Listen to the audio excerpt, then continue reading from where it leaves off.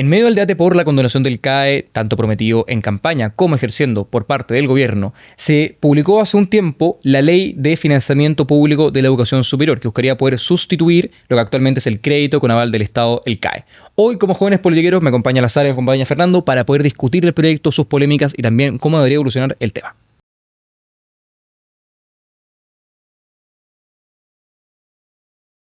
¿Cómo describe el presidente Boric la FES? Dice, entre comillas, básicamente en que quienes estudien con este nuevo sistema cursarán su carrera sin pagar aranceles. Buena promesa. Solo pudiendo existir un copago para aquellos que estén en el 10% de mayores ingresos. Básicamente, y muy en simple, lo que hace es poder correr el financiamiento actualmente. Actualmente hay un copago, existe una gratuidad entre los deciles 1 a 6, entre el 7 y el 9 existe un copago y finalmente el 10% el que paga totalmente lo que es la matrícula. Sin embargo, lo que propone el gobierno es poder correr eso, y que finalmente no exista copago para los tramos entre el 6 y el 9 decil, entre el 7 y el 9 decil, sino que únicamente sea para el 10% de mayores ingresos en la educación superior. ¿Qué opinan sobre el proyecto? Mira, honestamente a mí lo que me llama tanto la atención es esta irrestricta promesa que tenían de condonar el CAE. O sea, a mí eso es algo que me llama mucho porque si yo leo un poco lo que dijo el mandatario, o sea, el presidente Boric, es que ellos iban a condonar en base a justicia y mérito y además bajo términos razonables. Se les cayó el discurso. Se les cayó total y absolutamente el discurso. Entonces, claro, tanto que prometían como estudiantes cuando estaban en la federación de condonar el CAE, de que es lo que necesitaban los estudiantes, que hoy en día están con este discurso de puede ser un poquito, pero más o menos. Entonces, realmente, yo les digo a ustedes, pónganse de acuerdo. Ahora, yo voy a partir con un punto político en relación a lo que tú dices y que se me ocurrió recién. Y es que ellos, para llegar al poder y para tener esta catapulta que los llegue a tener las magistraturas más altas de nuestro país, ellos le prometieron a los estudiantes condonar el CAE, ellos le prometieron a los feministas defender a las mujeres, ellos le prometieron al movimiento LGBT defender a las minorías sexuales. Y hoy día no han defendido a las minorías sexuales, no han cumplido la promesa de defender a las mujeres y te dicen que van a condonar el CAE en base a justicia y a mérito y no se lo van a condenar a todas las personas como ellos lo prometieron en campaña.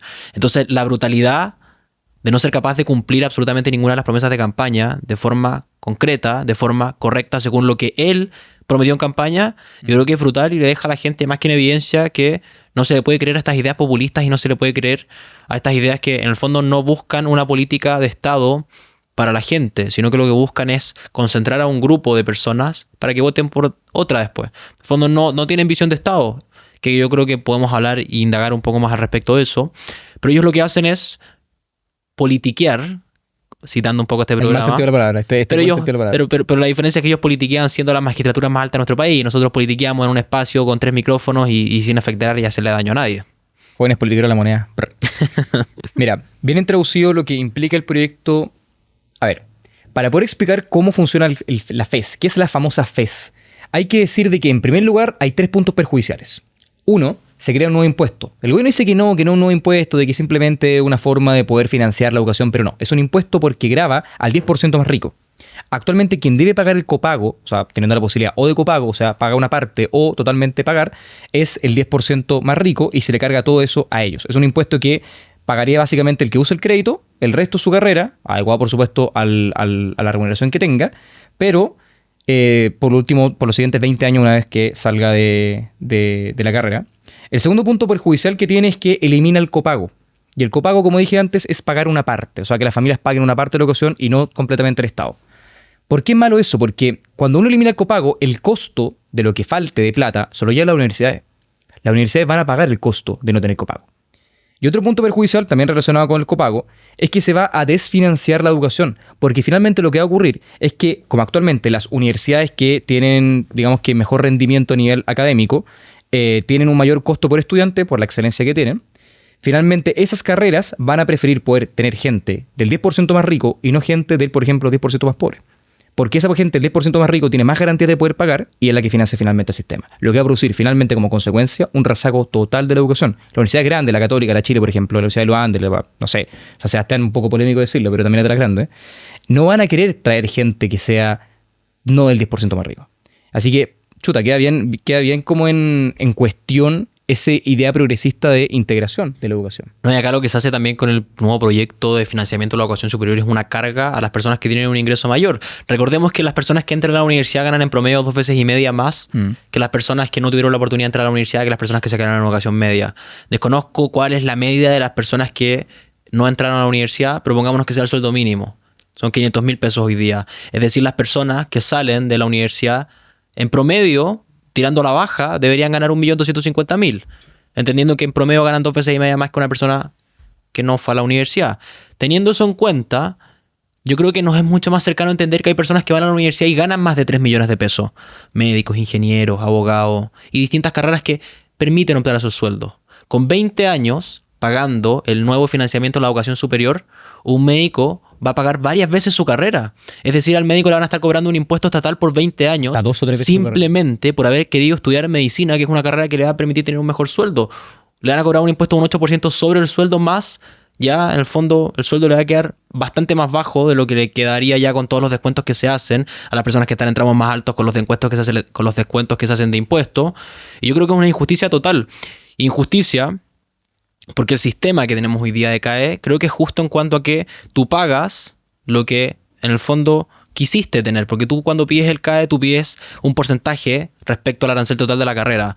Si tú pidieras, por ejemplo, un 100% de la tasación que hace el Estado de lo que cuesta la carrera, generalmente las universidades que tú decías te dan la mitad de lo que cuesta. Es decir, si una carrera cuesta 600.000 y tú pides el 100% CAE, el Estado te da 300.000. Luego tú pagas eso a una tasa de un 2% o F más 2%. Y yo creo que es bastante justo, entendiendo que tú pagas de acuerdo a la inflación, que pagas si tienes trabajo, que pagas 2 años después de haber salido de la universidad y que pagas bajo una serie de condiciones que a ti te permiten tener un pago un poco más flexible. Y hoy día lo que hace el gobierno es que el nuevo financiamiento de la educación superior, además de ser irresponsable fiscalmente, es un impuesto a las personas que tienen un mayor ingreso. Con eso, a mi juicio, desincentivan que las personas quieran estudiar carreras que son mejor pagadas porque van a estar pagándole 20 años un impuesto del 8% al Estado. Y además le quitan muchas ganas, que es lo que decías tú, a las universidades de ser mejores. Porque acá las universidades, que ya es otra cuestión que podemos tocar, que ya no es política y es de fondo, es que lo que este gobierno quiere hacer probablemente es entrar en la fijación de precios de los aranceles de las universidades. No, lo va a hacer. Y eso es sumamente grave, porque si las universidades privadas no tienen capacidad de definir cuánto cuesta el servicio que ellos están entregando, en primer lugar abrimos la puerta a que el gobierno pueda empezar a fijar otros precios de otras cosas bajo las mismas excusas y bajo los mismos argumentos, y además tenemos que las universidades van a quebrar, porque como tú lo decías, la Universidad de los Andes, la Universidad de Chile, la Universidad Católica, las universidades más grandes del país, hacen investigación, financian docentes, financian viajes al extranjero y financian una serie de cuestiones en pos de mejorar la educación. Por tanto, ellos ponen el arancel que ellos estiman conveniente y de acuerdo a mercado las personas entran o no a esa universidad. Si la universidad es muy cara, buscan otra. Mercado, hay más de 46 universidades hoy día en el país. Oferta y demanda. Y el gobierno lo que quiere hacer es terminar eso y alterar el mercado. Oye, ¿les cuento algo? Esta propuesta, señores, es prácticamente igual a la que en su momento presentó el expresidente Sebastián Piñera. Una copia. Un calco. copy-paste. Efectivamente, un copy-paste. Así que, y mira, ¿sabes qué es lo más interesante? Que en su momento el diputado Boric votó en contra de la propuesta de Sebastián Piñera. Y además, ¿sabes qué lo llamó? Dijo, me parece oportunismo político pequeño. Entonces, claro, el presidente hace un copy-paste del proyecto de Piñera, cuando en su momento votó en contra, le pone otro nombre y hace ver todo bonito. Entonces, claro, a mí me parece una ridiculez. A ver, ayer estaba escuchando un discurso del presidente Piñera, del difunto presidente Piñera, un discurso en el que él hablaba con visión de Estado, en el que él hablaba a no dejarnos llevar por cantos de sirena, un discurso en el que él no distinguía entre sectores y él lo que hacía en el fondo era tratar de aunar a los distintos sectores en pos de construir un país mejor. Y la verdad es que dicen que toda persona muerta se convierte en santo, que en el fondo pasan a un segundo plano los pecados y lo que sea, porque la percepción de la gente efectivamente cambia. Pero la verdad es que sí me he dado cuenta, ante la ausencia del liderazgo del presidente Piñera, que era una persona que muchos le decían tibio, que era una persona que le decían amarillo, que le decían que era de centro izquierda, pero que siempre veló por el bien del país, que era una persona que veló en el fondo por tratar de aunar a los distintos sectores políticos, de tratar de tener a las mejores personas en los cargos. Cuando el ministro Mañalich dejó el Ministerio de Salud, él trajo a Enrique París, que era una persona de formación de C, porque Jaime Mañalich se lo recomendó y porque era la persona más digna para el cargo. Y a lo que voy con esto es a un tuit que publicó Magdalena Piñera, hija de Sebastián Piñera, donde ella le decía al presidente Boric que hoy día había una falta gigantesca de visión de Estado. Y esta falta de visión de Estado se traduce en que si el presidente Boric, cuando era diputado, no hubiese dicho que el proyecto de financiamiento de la educación superior de Piñera era un oportunismo político pequeño, hoy día nos hubiéramos ahorrado 12 años y tendríamos probablemente un sistema muy parecido al que presentó, con algunas mejoras bastante más responsables, por cierto, porque es un copy-paste, pero con el tinte del presidente de la República, del presidente Boric, que es un tinte irresponsable. Y yo creo que eso hoy día falta. Hoy día no hay líderes con visión de Estado. Hay líderes que ven en la acusación constitucional a la vuelta de la esquina. Hay líderes que ven en presentar un proyecto de ley para subir un Reels a Instagram. Y no hay líderes que estén velando hoy día por, en el fondo, promover el bien común de todas las personas. Totalmente de acuerdo. Y de hecho, si es que uno lo ve, a mí pasa que veo otro paralelismo. Yo creo que la FES es la continuación de la ley de inclusión de Bachelet. Si es que la ley de inclusión de Bachelet buscaba poder redistribuir los patines, finalmente le cortó las piernas a los estudiantes, esto le va a cortar la cabeza a la educación. Porque miren, el gobierno promete, por ejemplo, eliminar el CAE para poder, digamos que solventar la situación de los estudiantes. Pero lo que va a hacer derechamente es justamente imponerle un impuesto de 20 años al 8%. O sea, los grava más. Impone, por ejemplo, o propone lo que es la calidad. Pero ¿qué calidad otorga una universidad que está desfinanciada porque lo va a pagar el 10% más rico y segregada porque las universidades grandes como la Católica, la Chile, etcétera, van a querer traer a gente que paga el 10% más rico por la seguridad? Y la suma a que atenta contra la libertad de educación, tanto los padres como la libertad de proyecto de las universidades. Las universidades posiblemente lleguen a quebrar. Los universitarios que ya tienen una situación laboral fuera de la universidad tremenda, los van a fregar aún más. ¿Qué gobierno progresista propone eso? Así que ojo ahí, porque si es que la ley de inclusión ya dejó bien claro que nos destruyó la calidad y también la distribución que teníamos de educación y también la igualdad en cuanto que teníamos la educación como motor de equidad social, lo que busca finalmente esta propuesta es poder sentenciar a muerte la educación chilena. Y no nos vengamos a arrepentir después de que no nos dimos cuenta, porque la derecha también fue cómplice de ese proyecto. Acá hay un tema que es fundamental y que es la educación. Y si ustedes se fijan, ellos han tocado la educación en distintas aristas y en distintos momentos. Michelle Bachelet tomó la educación secundaria pública y la destruyó. Quitó el mérito, quitó que los padres pudieran aportar a la educación de los hijos a través del copago y quitó el lucro. ¿Ya? Hoy día ellos están haciendo algo similar con la educación superior. Ellos quieren comenzar a fijar los aranceles de las universidades privadas, es decir, destruir a las universidades privadas. Ellos quieren desfinanciar el Estado con una irresponsabilidad brutal, entendiendo que ya no son los bancos quienes están detrás, sino que es el Estado quien es el aval de absolutamente todo. Entonces, acá lo que hay yo creo que es un intento constante y permanente de destruir la educación. Y es porque la educación es la herramienta de cambio más potente. Es la herramienta de que las personas se puedan dar cuenta y se puedan ilustrar al respecto de quiénes sí y quiénes no. Y como ellos no, a mi juicio, ellos quieren destruir la educación, que es la herramienta que tienen las personas para darse cuenta. ¿Sabes qué me pasa a mí? Que se hacen llamar a sí mismo un gobierno progresista. Pero ¿sabes qué progreso es? El único que encuentro yo es progreso hacia aquella destrucción total de la educación. Porque primero partimos, como tú bien dijiste, con Michelle Bachelet, la tómbola, etcétera, etcétera. Entonces, claro, ahora estamos un poco siguiendo la misma línea de lo que en su momento Michelle Bachelet intentó implementar e implementó, destruyendo la educación pública. Y ahora estamos como haciendo una suerte de simpatía hacia aquello que ella hizo, que fue destruir, intentando hacer lo mismo pero en la educación superior. Entonces, claro, si ellos saben progresar en algo, es progresar hacia hacerlo todo terriblemente mal, porque son unos incompetentes que no son capaces de, lamentablemente, darse cuenta que las decisiones y que los proyectos que ellos presentan no es lo que Chile necesita y no es lo que le hace mejor al país.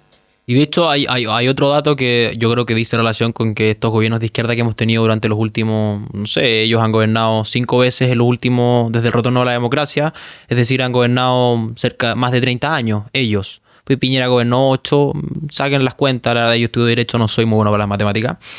Pero hay un dato que aporta y que yo creo que es súper importante saberlo. ¿Ustedes saben qué porcentaje del PIB gasta Noruega en educación? Más que Chile, pero es como 4, no, un 3, algo. No, Creo. Noruega gasta un 6.7% del PIB en educación. ¿Sabes cuánto gasta Chile? 4.5. Un 6.5% del PIB en educación. ¿Y sabes cuál es la diferencia? Y además que en Noruega tienen una satisfacción brutal con la educación y en Chile es uno de los países que en relación a inversión del PIB y satisfacción está el último de la tabla. Y eso es porque las políticas en educación se hacen con recursos, con muchos recursos, pero se aplican mal. Se malgastan los recursos. Hoy día, ¿para qué el Estado? Porque el Estado en el fondo al final lo que hace por persona es sacar una cuenta y entender que cada alumno en la educación pública le cuesta X, ¿ya? Y hoy día esa X es muy similar e incluso en algunos casos es mayor a lo que cuestan algunos establecimientos privados. Entonces la educación pública ya lo están destruyendo por una cuestión ideológica y por una cuestión de mala gestión. Y si vamos a esta visión de Estado, tenemos un proyecto que no le trajo absolutamente ningún rédito inmediato al presidente Piñera, que yo también en algún momento lo critiqué, que en el fondo no soy un fiel defensor de él, pero que hoy día me doy cuenta de muchas cuestiones que decía en relación con visión de Estado. ¿Qué legado nos dejó el presidente Piñera en educación? Los liceos bicentenarios. Una cuestión que hoy día está marcando la pauta absolutamente de forma trascendental en la educación pública. Y eso el legado nos dejó el presidente Piñera, mientras que Bachelet destruyó la educación pública y el presidente Boric quiere destruir la educación universitaria. Totalmente. ¿Sabes qué me pasa a mí? Que yo me hago la siguiente pregunta. ¿qué pasa con ese 6.5% del PIB? ¿Dónde queda esa cantidad enorme de plata? O sea, yo de verdad que no lo entiendo porque, a ver, yo me lo planteo de la siguiente forma. ¿Ustedes se acuerdan el año pasado cuando Atacama estuvo casi más de 2 meses sin educación? Los alumnos no tenían clases. O sea, ¿qué fue esos recursos? ¿Qué fue esa preocupación real por la educación? Lo mismo con las escuelas rurales que están destruidas totalmente, que no tienen lápices, no tienen nada, que la infraestructura está terrible. O sea, ¿dónde queda esa plata? Y si esto no es un ejemplo y no es prueba de la mala administración del gobierno y de en sí cómo es el estado de mal administrador, o sea, yo no sé qué más lo es, porque tanto prometen, tanto juran la educación, que es lo máximo, que es su lucha absoluta, que finalmente la destruyen más de lo que juraban proteger y defender. A ver, hay una crisis educacional, como dice la Sara, que radica en que, más allá de lo que pasó con los CELEP, hay un problema grave con el financiamiento de los CELEP y la gestión de los CELEP. También hay un problema, por ejemplo, en cuanto al rezago educacional post-pandemia. La cantidad de gente que está no yendo a clases, la gente que ha rezagado del colegio, 50.000 cabros, los resultados de la prueba CIMSE, PAES, PISA, son gravísimos. La diferencia de ingreso que tiene, por ejemplo, la educación primaria con la universitaria es tremenda. Pero pese a eso, ¿por qué el gobierno prefiere poder darle recursos o enfocarse más en la educación superior que en la educación primaria, por ejemplo, o la educación básica? Porque los que son los organismos de presión son justamente los universitarios. Y donde viene el Frente Amplio son justamente las universidades. ¿Y qué es lo que aprendieron ahí? Que los universitarios son los grupos de presión más grandes que hay en Chile. Más allá de las personas que son de la tercera edad, más allá de la gente que es joven como tal, en general, más allá de la gente que está alegando, por ejemplo, temas de ecologismo.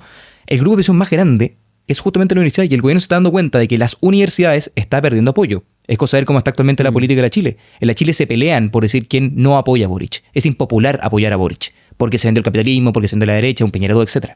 Ese es el punto de que te quería ver. Pero mira, solo para poder enfatizar un último punto respecto a la ley de inclusión. La ley de inclusión, como decía Fernando, destruyó la selección, destruyó el lucro, destruyó el copago. ¿Qué es lo que propone actualmente el gobierno con la FES? Es justamente eliminar el copago para la educación superior, dejando únicamente que el 10% más rico la pague. Elimina también de alguna forma la selección, puesto de que las universidades no van a acudir tanto al mérito cuando tienen únicamente por prioridad traer a la gente el 10% más rico, que son los más posibles de poder estar dentro de ella. Y también elimina lo que es el lucro, finalmente, de la educación, porque fijar aranceles. Y al momento de fijar aranceles, fue un problema tremendo que tuvo la gratuidad. Hace de que, por ejemplo, el cargo lo tenga la universidad. Si es que no se condice cuánto es el costo real de la carrera con lo que cobra la universidad, el que paga no es el Estado, papito Estado, sino que paga la universidad. ¿Cuál es el punto de convergencia entre ambos? La ley de inclusión no la creó Bachelet.